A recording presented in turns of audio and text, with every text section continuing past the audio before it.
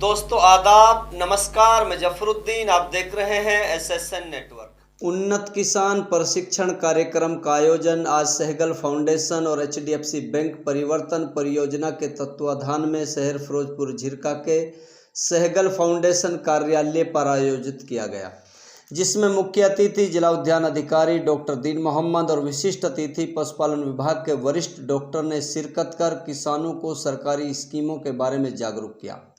आपकी जानकारी के लिए बता दें कि सहगल फाउंडेशन व एचडीएफसी बैंक परिवर्तन परियोजना का संयुक्त कार्यक्रम 25 वर्षों से 13 राज्यों में किसानों की उन्नति व उत्थान के लिए काम कर रहा है और मेवात में लगातार 3 सालों से जमीनी युद्ध स्तर पर काम कर रहा है। सहगल फाउंडेशन व एचडीएफसी बैंक परिवर्तन परियोजना के कामों की जिला उद्यान अधिकारी डॉक्टर दीन मोहम्मद सराहना करते हुए नजर आए।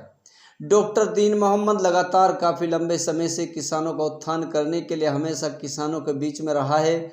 मेवात के किसान ज्वार, बाजरा, गेहूं इत्यादि फसलों से ऊपर उठकर सब्जी, बाग जैसी खेती कर कई गुना मुनाफा कमा सकते हैं और अपनी आजीविका बेहतर ढंग से चला सकते हैं। डॉक्टर दीन मोहम्मद ने इस कार्यक्रम में खासकर मशरूम की खेती, मधुमक्खी पालन, नेट हाउस, बाग और सब्जी की खेती की ओर ज़्यादा जोर दिया है।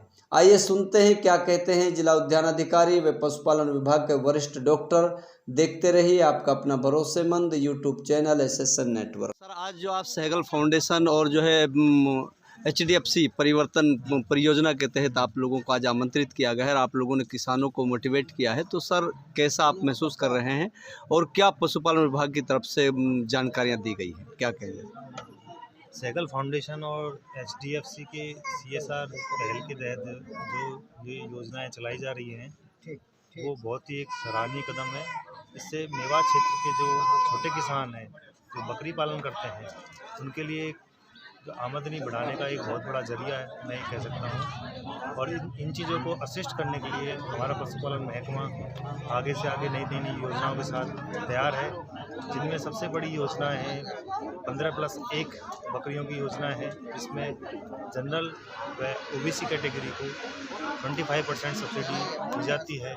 इसमें 98,000 का लोन हमारे द्वारा दिया जाता है और अगर वो एससी क्लास की बंदे हैं तो उन्हें 90% यानी 90,000 तक की सब्सिडी हमारे महकमे के द्वारा दी जाती है। और इसके अलावा बकरियों के लिए जैसे डीवर्मिंग की दवाइयाँ हैं और कई तरह के टीके हैं, जैसे ईटी का टीका है, पीपीआर का टीका है, ये हमारे महकमे के द्वारा दी जाती है। अगर किसी बंदे को या किसी किसान को अपने पशुओं का, छोटी बकरियों का कृत्रिम गर्भाधान कराना है तो उसकी सुविधा भी हमारे महकमे के द्वारा दी जा रही है। तो सर ये जो है ये देखा जाए कि लोगों का कहना है कि जो बैंक से जो एनओसी जो पहले मांगी जाती है कि वो लेना बड़ा यहाँ संभव नहीं है मेवात के लिए खासकर, तो वो लोग कैसे इसका फ़ायदा उठा पाएंगे? सर एनओसी अगर हम भी इसमें कोशिश करते हैं, अगर कोई बंदा है जेन्युइन उसका एप्लीकेशन है तो हम भी कोशिश करते हैं, अगर उसका सिविल स्कोर अच्छा है तो ऐसी कोई दिक्कत नहीं आती, बैंक के द्वारा वो एनओसी दे देती है। बाकी हमारे महकमे के द्वारा भी इसमें मदद की जाती है, लेकिन इसमें एनओसी की ज़रूरत पड़ती है।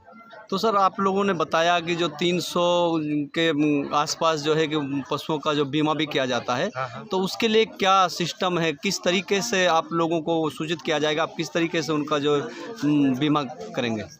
इसमें जो हरियाणा सरकार की जो ये स्कीम है, बहुत पूरे देश में सबसे अच्छी स्कीम हरियाणा सरकार चला रही है, जिसमें मिनिमम दरों पे पशुओं का बीमा कराया जा रहा है, जिसमें भैंस में 15 लीटर की भैंस 85,000 तक की कीमत वाली केवल 100 रुपये में बीमा हो जाता है। इसमें कंपनी के द्वारा एजेंट लगाए गए हैं और जो पशु चिकित्सक है उसकी सहायता से एक पेपर पे उनका उनका हेल्थ सर्टिफिकेट बनाया जाता है और फीस काटी जाती है। इसमें सारा प्रोसीजर ऑनलाइन प्रोसीजर है, आपकी 3 या 4 दिन में पॉलिसी आ जाती है। और जो बीमा की अगर कोई पशु की मृत्यु होती है या लंगड़ा होता है तो वो उसका जो क्लेम, जो कीमत भरी जाती है वो मिल जाती है। तो किस तरीके से लोग, क्योंकि अभी तो गाँव के अंदर तो लोग गए नहीं, लोग जागरूक नहीं है, लोगों को पता ही नहीं है कि बीमा हो रहा है, क्योंकि ये समय समय पे स्कीमें आती हैं। इसके लिए हम अलग अलग गांव में टाइम टू टाइम हम कैंप लगा रहे हैं और हम समाचार पत्र के माध्यम से भी लोगों को जागरूक करने की कोशिश कर रहे हैं। आज जैसे मैंने इस कैंप में भी थोड़ा सा ब्रीफ देने का कोशिश की है। बाकी हमारे जो महकमे के जो कर्मचारी हैं, जो छोटे डिस्पेंसरी पे जो कर्मचारी है उनसे भी इस बारे में आप मदद ले सकते हैं, उनसे भी जानकारी ले सकते हैं। बाकी अगर किसी को और जानकारी चाहिए तो फिरोजपुर GVH में जो हॉस्पिटल है वहाँ पर 9 से 3 बजे के बीच में मैं बैठता हूँ, आप मेरे से ये जानकारी ले सकते हैं। तो सर क्या नाम है और क्या जिम्मेदारी आपके पास मैं है? डॉक्टर सुभाष चंद्र गहलोत हूँ। मैं वर्तमान में वेटनरी सर्जन के पद पर GVH फिरोजपुर जिला में कार्यरत हूँ। अगर सर एक बार आप अपना मोबाइल नंबर भी दे सकते हैं ताकि किसान भाई जो मेरा पशुपालक है मोबाइल वो आपसे कांटेक्ट कर सके। 8949800520। तो आपसे बात करने का सही समय क्या होगा? मेरा 9 से 7 बजे तक आप बात कर सकते हैं। सरकार का और जिला उद्यान अधिकारी का या उद्यान विभाग का एक ही मकसद है कि मेवात तरक्की की तरफ जाए, किसानों की आमदनी बढ़े। उसी सिलसिले में आज HDFC और सहगल फाउंडेशन दोनों ने जॉइंटली एक प्रोग्राम किया था जिसमें मुझे भी बुलाया था और मैंने किसान हितैषी जो भी स्कीमें थी, जो रोज़गार जिनसे हम इलाके में जनरेट कर सकते हैं या किसानों की आमदनी बढ़ा सकते हैं, उनके बारे में विस्तार से किसानों को हम बताया। और मुझे उम्मीद है कि आज के प्रोग्राम के बाद बहुत सारे लोगों तक ये चीज़ें जाएंगी, आपके टीवी के माध्यम से भी जाएंगी, चैनल के माध्यम से जाएंगी और जो किसान वहाँ सुन रहे थे उनके माध्यम से भी जाएंगी। तो कहीं ना कहीं एक जागरूकता किसानों में और मेवात वासियों में जरूर आएगी।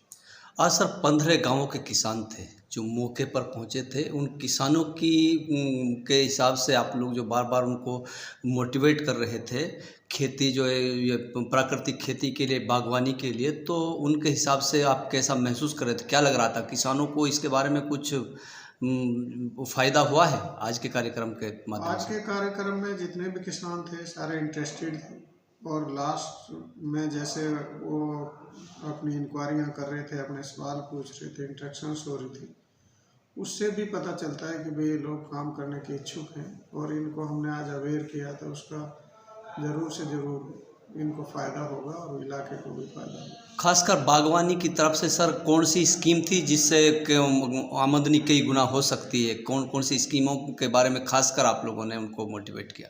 हमने जो भूमिहीन किसान हैं, जिनके पास भूमि नहीं है, उनके लिए मधुमक्खी और मशरूम की जो स्कीम है उनके बारे में बताया और जिनके पास खेती है उनके लिए हमने protective structures, mulching, low tunnel, stacking etcetera बहुत सारी स्कीमें हैं जिनके बारे में, हाइब्रिड वेजिटेबल है, बाग लगाना है, उसके बारे में उनको बताया विस्तार से कि सरकार किस तरह से उनकी मदद कर रही है, कितनी सब्सिडी दे रही है। तो प्रशिक्षण को लेकर भी सर आप लोगों ने सवाल उन लोगों को बताया था कि प्रशिक्षण भी दिया जाता है, जो मुरथल वगैरह काफ़ी ऐसी जगह बता रहे थे, तो सर वो कौन सी स्कीम है जिसके लिए प्रशिक्षण लेना बहुत इम्पोर्टेंट है, महत्वपूर्ण है? मधुमक्खी पालन और मशरूम की खेती के लिए प्रशिक्षण बहुत ज़रूरी है। वैसे तो प्रोटेक्टेड कल्टीवेशन जिसमें नेट हाउस वगैरह होता है उसमें भी प्रशिक्षण ज़रूरी है। वैसे तो किसानों को हर स्कीम में प्रशिक्षण लेना चाहिए, हर तकनीक के बारे में लेना चाहिए, नई नई किस्मों के बारे में लेना चाहिए और हमारा विभाग जो है फ्री ऑफ कॉस्ट जो है इस तरह की स्कीमें चलाता रहता है, ट्रेनिंग की, प्रशिक्षण की, और किसानों को आगे बढ़ के उसके जुड़ना चाहिए और प्रशिक्षण। तो जिस तरीके से सर सहगल फाउंडेशन और HDFC बैंक भी जो है कि आपके सहयोग के लिए आगे आ रही हैं, वो भी किसानों को मोटिवेट करती हैं, तो खासकर आप इन दोनों संस्थाओं के लिए क्या कहना चाहेंगे? मैं इन दोनों संस्थाओं के लिए कहना चाहता हूँ कि सहगल फाउंडेशन कम से कम 20 साल से मेवात में काम कर रहा है और उससे रेडियो मेवात अल्फाज रेडियो भी एक चलाया हुआ है जिससे वो लोगों को जागरूक करते रहते हैं और एक सोशल एजेंसी है जो किसानों को जो है एग्रीकल्चर में, पशुपालन में, बागवानी में जागरूक करती रहती है, नई नई तकनीक लाती रहती है। बहुत अच्छा काम कर रही है और अगर इस तरह से रहेगा तो एक न एक दिन ज़रूर मेवात में बदलाव दिखाई देगा। तो सर आपने जब आप जिस समय स्टेज के माध्यम से लोगों को मोटिवेट कर रहे थे तो आप लोगों ने खासकर दिया कि मेवात में जो है कि नशा जो है बड़ी तेज़ी से बढ़ रहा है और कहा कौन लोग हैं जो नशे की चपेट में बहुत ज़्यादा जल्दी आ रहे हैं, तो इसके बारे में सर क्या कहेंगे मेवात के नौजवानों के लिए? मेरे अपना विचार है कि भाई जो बेरोजगार नौजवान हैं वही ज़्यादा नशे के चपेट में आते हैं। अगर हम रोज़गार पैदा करें और लोगों को रोज़गार दें, नौजवानों को कहीं ना कहीं किसी काम में लगाएं, तो शर्तिया तौर पे हम नशे को कम कर सकते हैं मेवात के अंदर। तो मेवात के नौजवानों के लिए क्या संदेश देना चाहते हैं सर, जो लोग जो नशा करते हैं, जो आदी हो चुके हैं नशा? मैं मेवात के अपने सभी नौजवान भाइयों को, किसानों को ये संदेश देना चाहता हूँ कि आप इस तरह की बुरी लत से दूर रहो, साइबर क्राइम से दूर रहो, बागवानी के साथ जुड़ो, अच्छी आमदनी कमाओ और अपने परिवार को खुशहाल बनाओ। नमस्ते, अस्सलाम वालेकुम। आप सभी का यहाँ पर जो मीटिंग में आए हैं, आप लोगों ने जो सुना है वो बहुत अच्छी बात है। एक थोड़ी सी जानकारी मैं भी देना चाह रही हूँ। जो VDC हमारी बनी हुई है, जो गांव के लेवल पे बनी हुई है, वो कार्य कर रही है। और पिछले महीने से हमने एक सेंटर VDC बनाई है। हर गांव से 2-2 मेंबर लिए हैं और वो हर महीने एक मीटिंग हुआ करेगी फिरोजपुर झिरका ऑफिस में। जिस तरीके से आज हम डिपार्टमेंट के साथ काम कर रहे हैं, उसी तरीके से कुछ ट्रेनिंग देकर VDC सेंटर VDC को तैयार कर रहे हैं कि अपने गांव की जो भी समस्याएं या सरकारी डिपार्टमेंट से मिलना है तो कैसे जाना है, क्या स्कीम है, क्या सब्सिडी लेनी है, उसके बारे में हम उन लोगों को ट्रेनिंग देकर जागरूक करेंगे।